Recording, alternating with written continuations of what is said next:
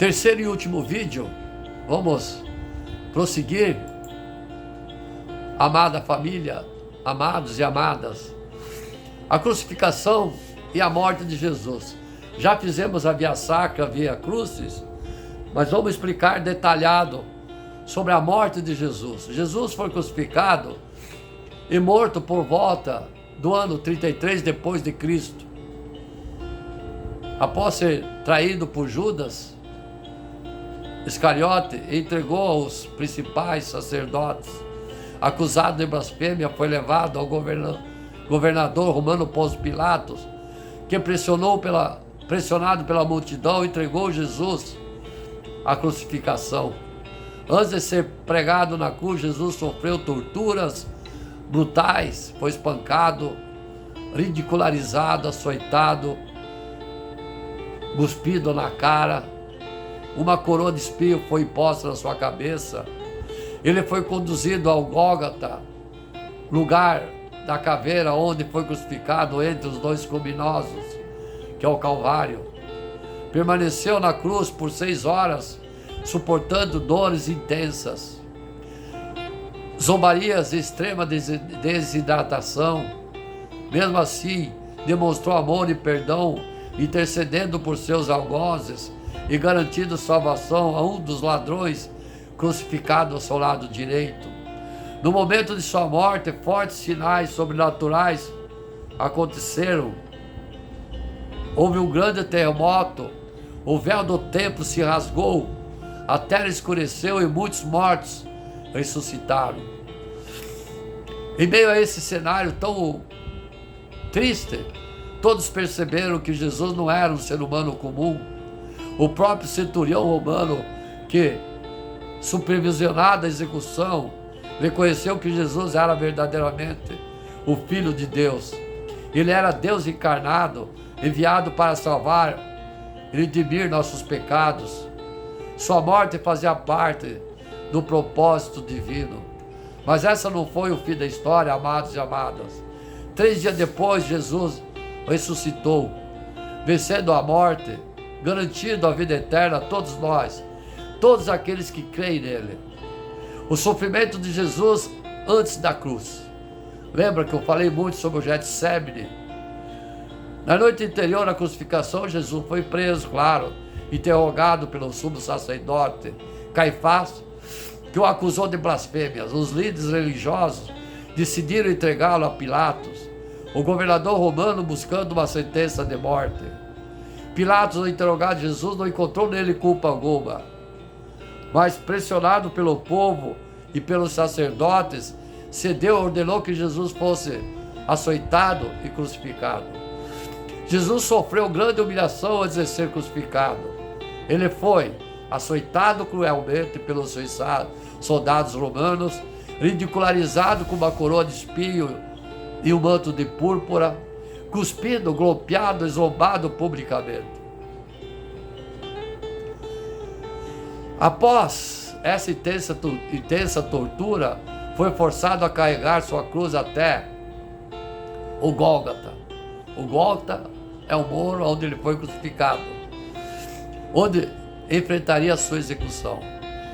Às 6 horas de Jesus na cruz, a crucificação, 9 horas da manhã.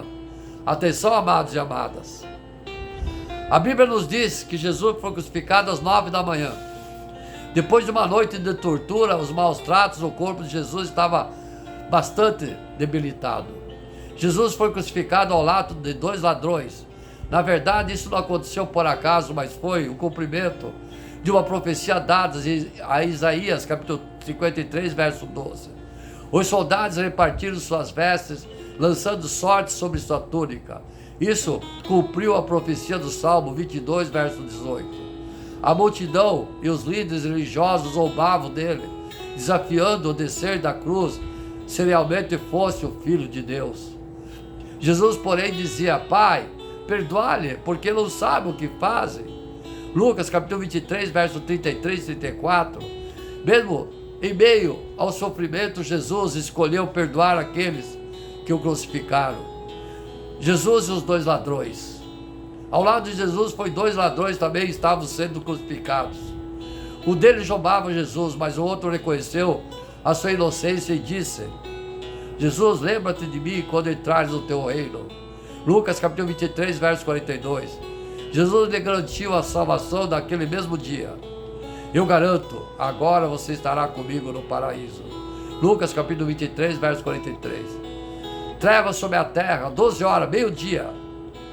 Aconteceram coisas inexplicáveis durante as horas em que Jesus esteve na cruz. De forma sobrenatural, o sol escureceu e houve trevas sobre a terra por 3 horas. Esse evento confirmou a grandeza do sacrifício de Yeshua Mashiach. Já era quase meio-dia e trevas cobriram toda a terra até as 3 horas da tarde. O sol deixara de brilhar e o véu do santuário rasgou-se ao meio. Lucas capítulo 23, versos 44 e 45. O clamor final de Jesus, 3 horas da tarde. Por volta das 3 horas da tarde daquele dia, Jesus levantou sua voz em um forte grito, clamou com todo o seu ser, sua força. Jesus debilitado, Jesus clamou em alta voz: meu Deus, por que me abandonaste? Mateus capítulo 27, verso 4. Mateus capítulo 24, verso 46. Pai, nas tuas mãos entrego o meu espírito.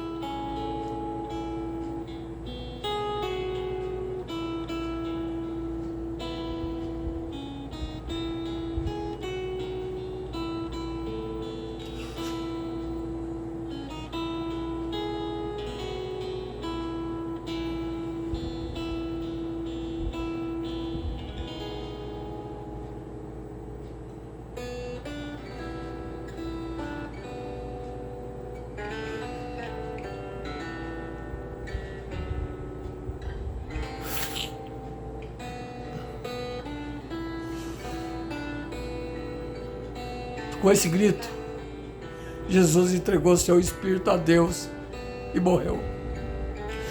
O Evangelho de Jesus, o Evangelho de João explica que Jesus sabia que a sua missão na terra havia sido concluída. Sua obra chegava ao fim.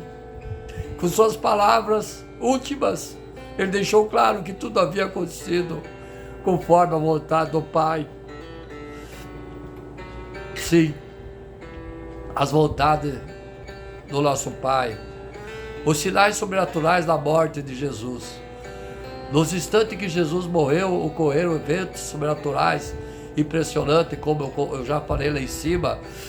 O véu do templo se rasgou ao meio, indicando acesso direto a Deus. Mateus capítulo 27, verso 51. O grande terremoto abalou a terra, partiu as rochas.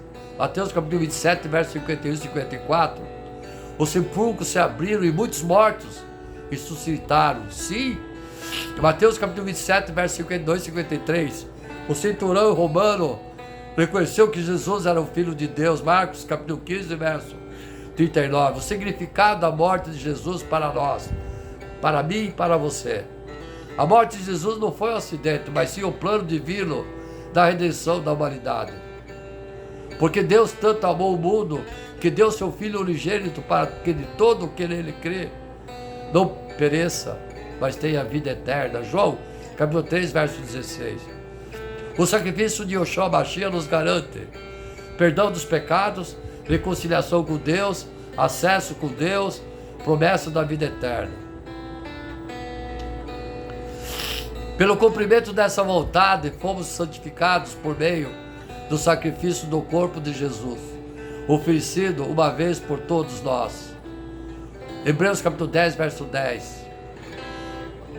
Jesus, a história dele pode ser encontrada em Mateus capítulo 27, verso 32 e 56. Jesus ressuscitou 3 dias depois de sua morte. Jesus ressuscitou, vencendo a morte e garantindo a salvação para todos que creem nele. Mas de fato Jesus ressuscitou dentre os mortos, sendo ele as primícias entre aqueles que dormiram. 1 Coríntios capítulo 15, verso 20. Amém? Amados e amadas, vamos ver agora. E se eu morrer sem pedir perdão por um pecado, Vamos falar sobre o pecado. Já que Jesus morreu por nós, para remir nossos pecados,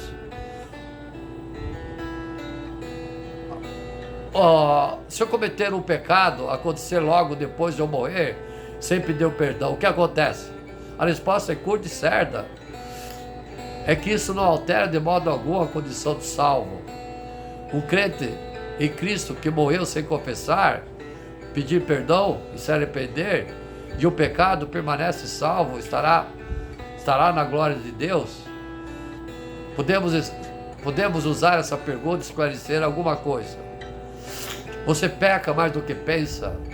Se morrer sem confessar algum pecado fizesse uma pessoa perder a salvação, ir para o inferno, todos nós iríamos para o inferno, porque todos nós provavelmente morreremos sem confessar os nossos pecados e pedir perdão.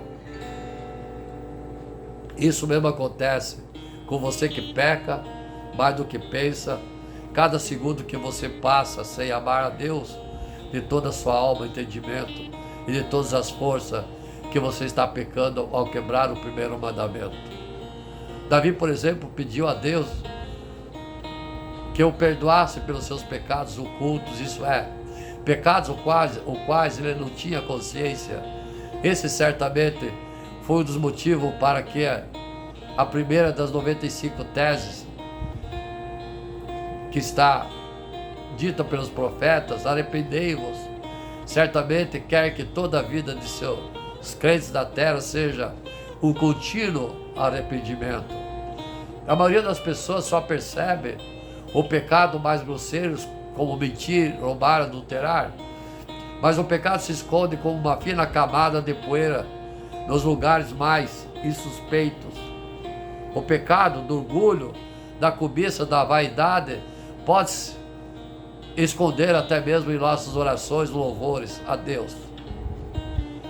Sim, quem salva é Cristo.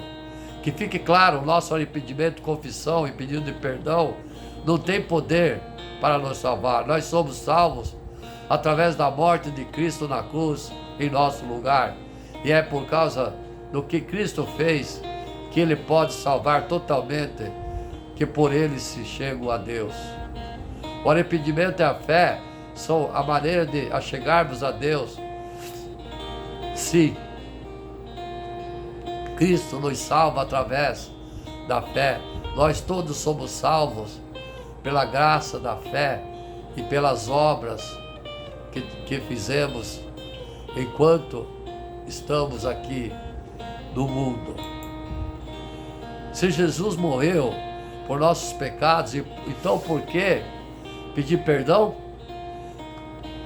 Vou explicar bem rápido.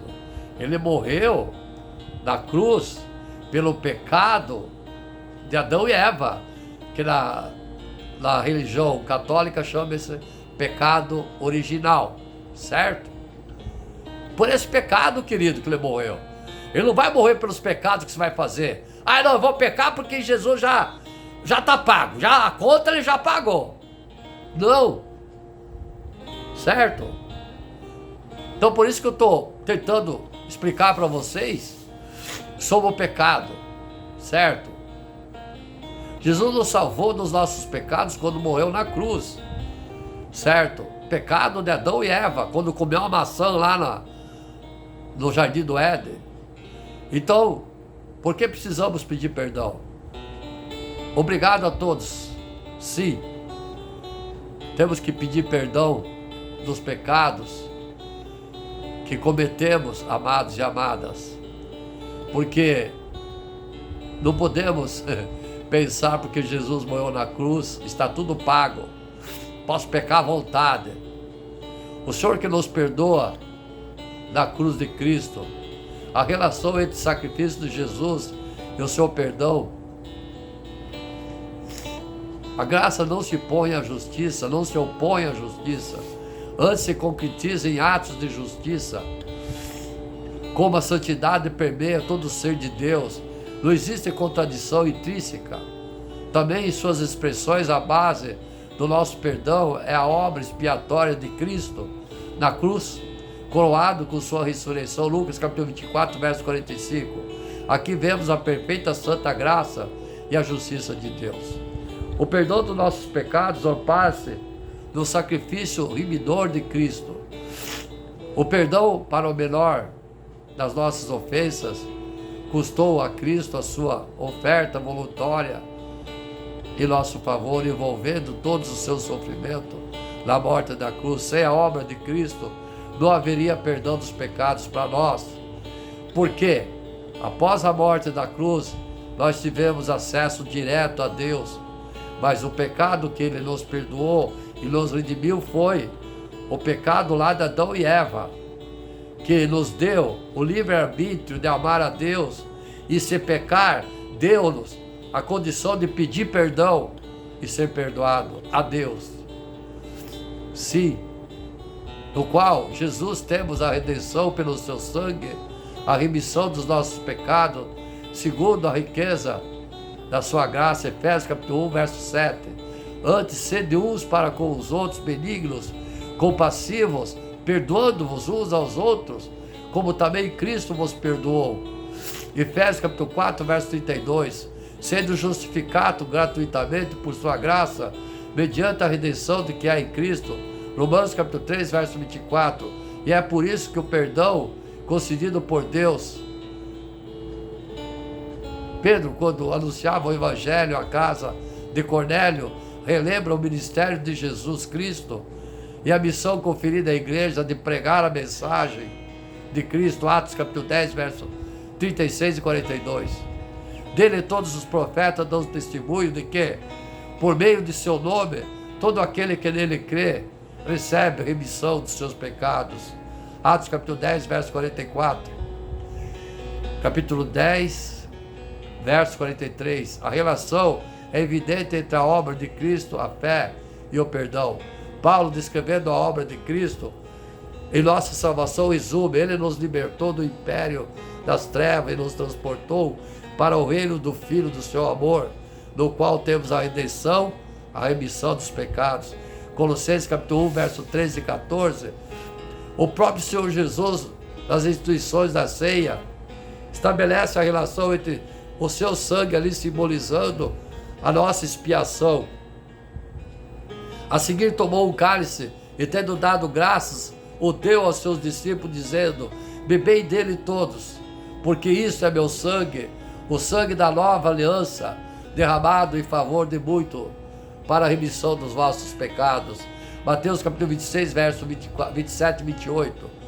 Sim, Deus se paga a si mesmo por sua misericórdia manifestada em seu Filho, nosso Jesus, que uma vez por todas ofereceu ao Pai para ser Ele próprio a satisfação que deveríamos prestar. Mesmo no Antigo Testamento, os patriarcas, os profetas e o povo em geral foram perdoados, não porque ofereceram o sacrifício, mas sim pela fé em Cristo que viria. Para você ser perdoado do pecado, você tem que se arrepender e confessar a Deus, pedindo perdão dos seus pecados. As ofertas, quanto apresentando como ato sincero de obediência a Deus, eram aceitas como expressão de fé. A obra de Cristo envolve todos nós, crentes, todos os fiéis do passado, presente ou futuro. A eleição eterna de Deus provê a obra de Cristo, o arrependimento e a fé. A única maneira de alguém ser perdoado antes de Cristo, depois de Cristo, em qualquer ocasião e através de Cristo e este crucificado. Ninguém ficará de fora, nem jamais houve ou haverá redenção fora do sacrifício único de Cristo. A obra de Cristo é completa e suficiente. Na cruz do Calvário, o Senhor Jesus não verteu uma gota de sangue como se fosse em vão. Todo o sangue derramado foi para a nossa salvação. Não houve desperdício nem carência. Ele expiou os pecados de todos nós exclusivamente e nos deu acesso ao Pai. Para os pecados cometidos serão perdoados desde que você se arrependa. Em cada época, desde o princípio, houve pecados em que necessitavam de expiação. Portanto, a menos que o sacrifício de Cristo fosse eficaz, nenhum dos antigos pais haveriam obtido a salvação, visto que se achavam sujeitos à ira divina. Qualquer remédio para livrá-los teria resultado em nada, se Cristo, ao sofrer uma vez por todas, não sofresse o suficiente para reconciliar os homens com a graça de Deus, desde o princípio do mundo e até o fim. A não ser que desejemos muitas mortes, contentando-nos com um só sacrifício. Não está no poder do homem inventar sacrifício como lhe apraz. Eis uma verdade expressa pelo Espírito Santo, que os pecados não são expiados por um sacrifício, a menos que haja derramamento de sangue. Por consequente, ideia de que Cristo é sacrificado por muitas vezes não passa de uma invenção. Insistimos nesse importantíssimo ensino da Bíblia. Os méritos de Cristo alcançam a todo o seu povo, quer Antigo Testamento ou Novo Testamento. Ninguém jamais foi ou será salvo fora da obra expiatória de Cristo. A boa nova é que o alcance de seus merecimentos, por ter sido perfeita, sua obra chega aos nossos dias, estando disponível todos os que creem.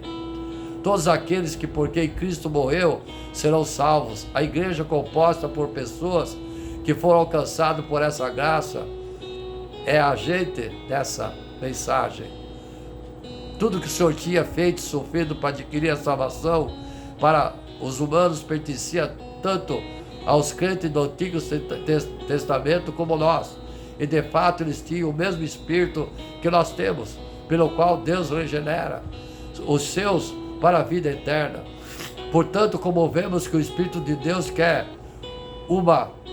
como uma semente de imortalidade em nós, pelo que é chamado penhor da nossa herança, habitava neles, como ousaríamos vetar a eles a herança da vida?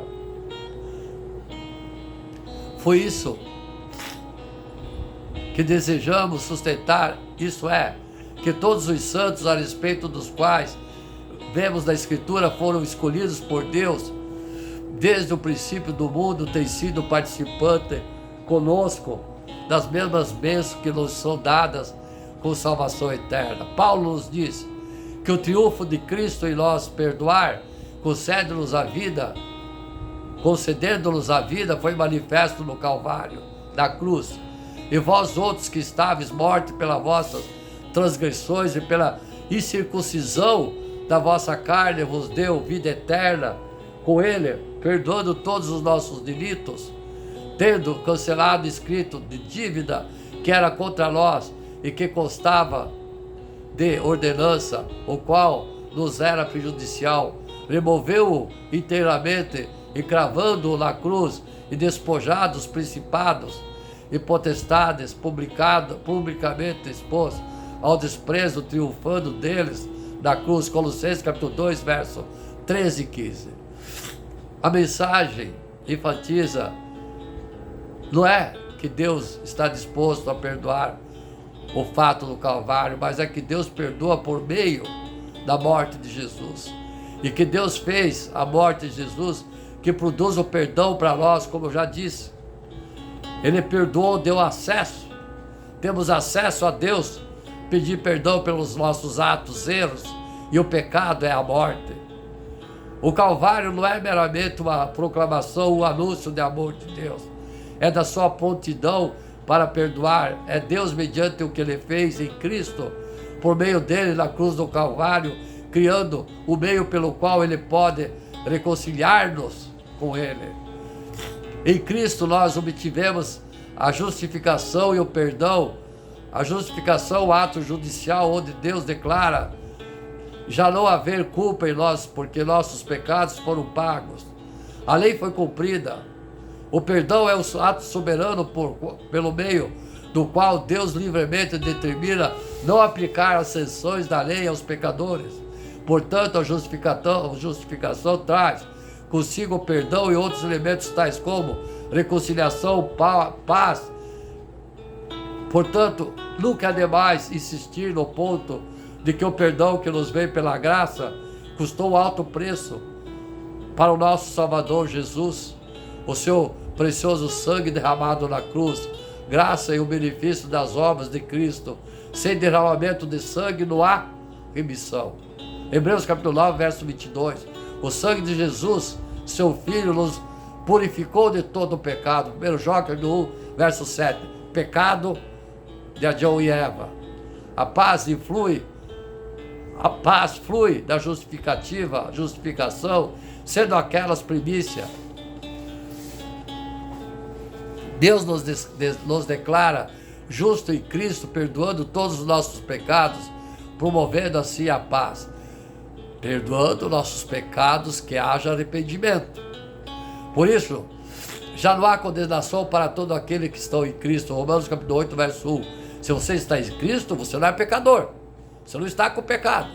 O perdão está associado de forma dependente e autoentrega graciosa de Deus em Cristo. Romanos capítulo 8, verso 32. O perdão não torna Deus indiferente ao pecado, nem revela uma frouxidão ou atenuação no padrão de Deus. Êxodo capítulo 34, versos 6 e 7. Mas sim o seu amor ativo em Cristo, que teve como trajetória eternamente definida a cruz, o sacrifício. A misericórdia de Deus, o arrependimento e a confissão são pré-requisitos essenciais ao perdão dos nossos pecados. Provérbios capítulo 28, verso 13. Contudo, é necessário que se diga que o arrependimento não nos dá direito ao perdão. O arrependimento não é gerador do perdão. Deus não é obrigado a nos perdoar. O arrependimento é condição essencial ao perdão. Porém, insisto, não o torna obrigatório. Deus é soberano na sua concessão, na sua misericórdia perdoadora. Ele perdoa porque ama seus filhos. A misericórdia auto-merecida é uma contradição. Ele nos perdoa graciosamente, fundamentado nos merecimentos de Cristo Jesus, que morreu por nós na cruz, nos deu livre acesso a Deus, pedindo perdão, não porque sejamos obrigados, mas porque a misericórdia de Deus por nós.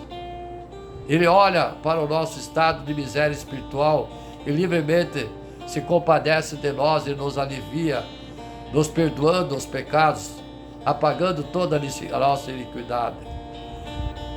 O salmista escreve: Ele, porém, que é misericordioso, perdoa a iniquidade e não destrói.